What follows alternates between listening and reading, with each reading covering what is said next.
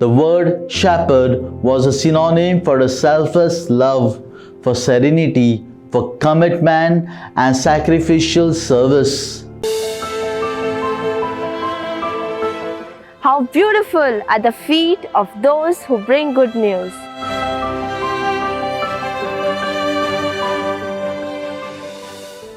Hello and welcome to Divya Vachan, the Sunday Scripture Reflection Series. We have Reverend Father Darrell Fernandes bringing the good news to us. This episode is a reflection for the fourth Sunday of Easter.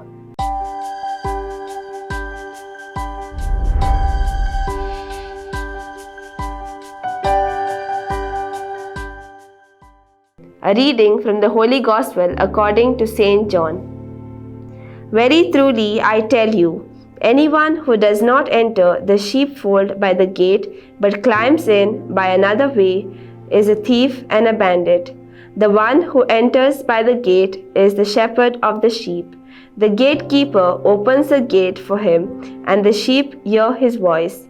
He calls his own sheep by name and leads them out. When he has brought out all his own, he goes ahead of them, and the sheep follow him, because they know his voice. They will not follow a stranger, but they will run from him, because they do not know the voice of strangers. Jesus used this figure of speech with them, but they did not understand what he was saying to them. So again Jesus said to them, Very truly I tell you, I am the gate for the sheep. All who came before me are thieves and bandits, but the sheep did not listen to them. I am the gate.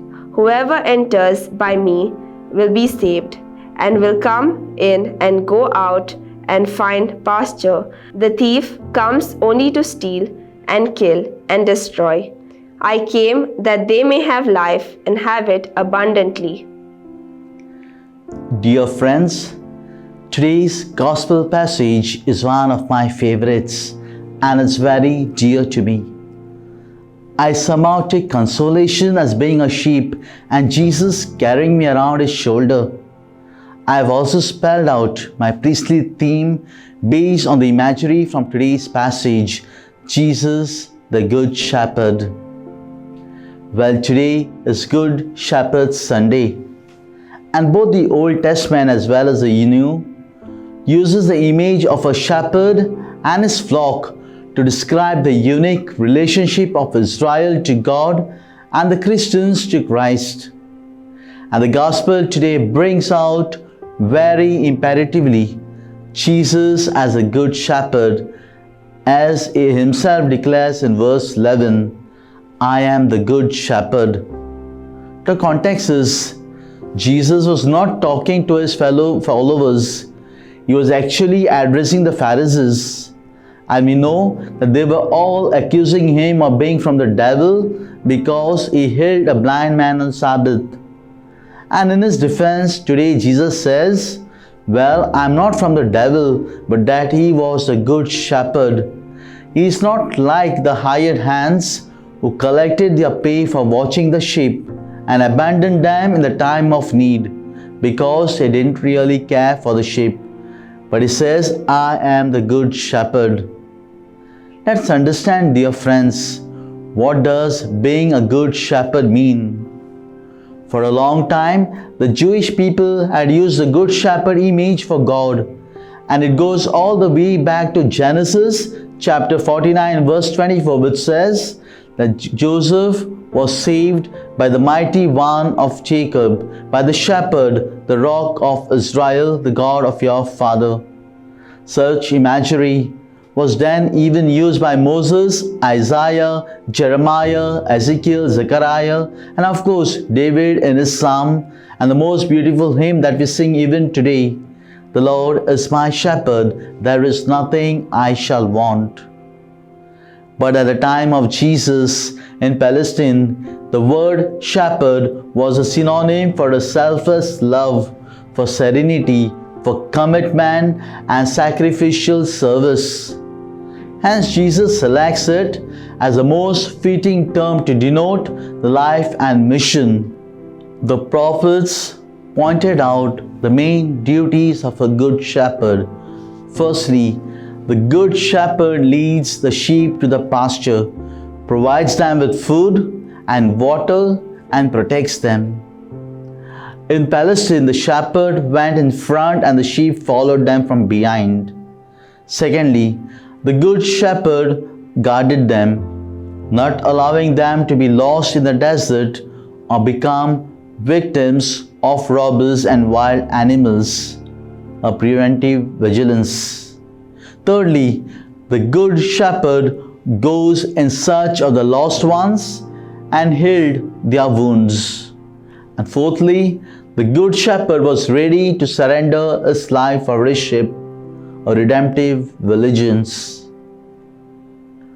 The first part of today's gospel contrasts Jesus, the good shepherd, with the fake shepherds, thieves and robbers. Jesus gives us a warning against false shepherds and false teachers in his church.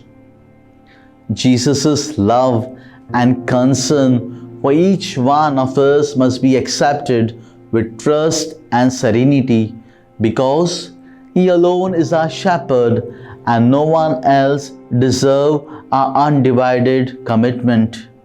Hence we say, the Lord is my shepherd, there is nothing I shall want.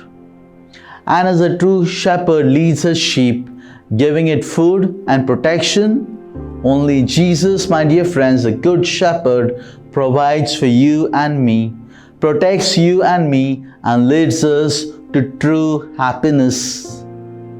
In the second part, Jesus compares himself to the shepherd and to the gate.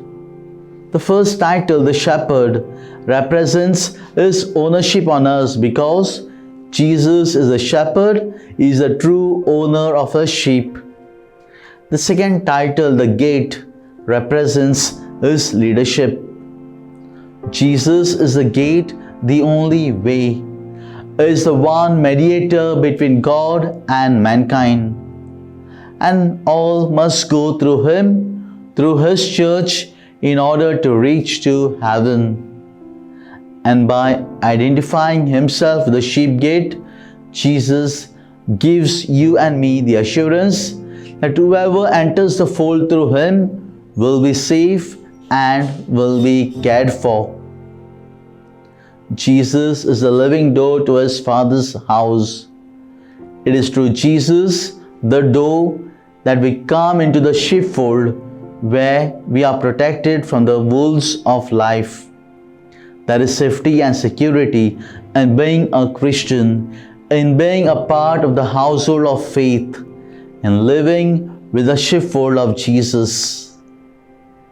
There is a spiritual, emotional, and psychological security and safety within Jesus and his church, within the protectiveness of Christ and Christian friends and Christian family. Dear friends, let us on this Good Shepherd Sunday, first and foremost, be good shepherds and a good leader. Everyone who is entrusted with the care of others is a shepherd. Hence, for that matter, the pastors, the parents, the teachers, the doctors, the nurses, the government officials are all shepherds in their own way. We become shepherds by loving those who are entrusted to us, by praying for them, by spending our time with them, spending our talents and blessings for their welfare, and guarding them from physical and spiritual dangers. It is not enough that we be shepherds only, but my dear friends, we are also secondly called to be good sheep in the fold of Jesus, the Good Shepherd. Our local parish is our sheepfold, and our pastors are our shepherds. Jesus is the high priest, the bishops are the successors of the apostles, and the pastors are the helpers, and the parishioners are the sheep. Hence, as the good sheep of the parish, parishioners are expected, first and foremost, to hear and follow the voice of the shepherds. Secondly, receive the spiritual food given by our pastors by regular participation in the Mass, by frequenting the sacraments, and by prayer services, renewal programs, and missions. Thirdly, we are called to cooperate with our pastors by giving them positive suggestions for the welfare of the parish, by encouraging them in their duties, and by loving and correcting them with constructive criticism. Fourthly, as a sheep, we are called to actively participate in the activities of various councils, ministries, and parish associations. Dear friends, let us also at the same time pray for good pastors and pray for good vocations.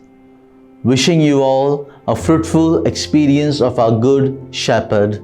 Happy Good Shepherd Sunday. Join me next Friday at 6 p.m. to experience the goodness of God.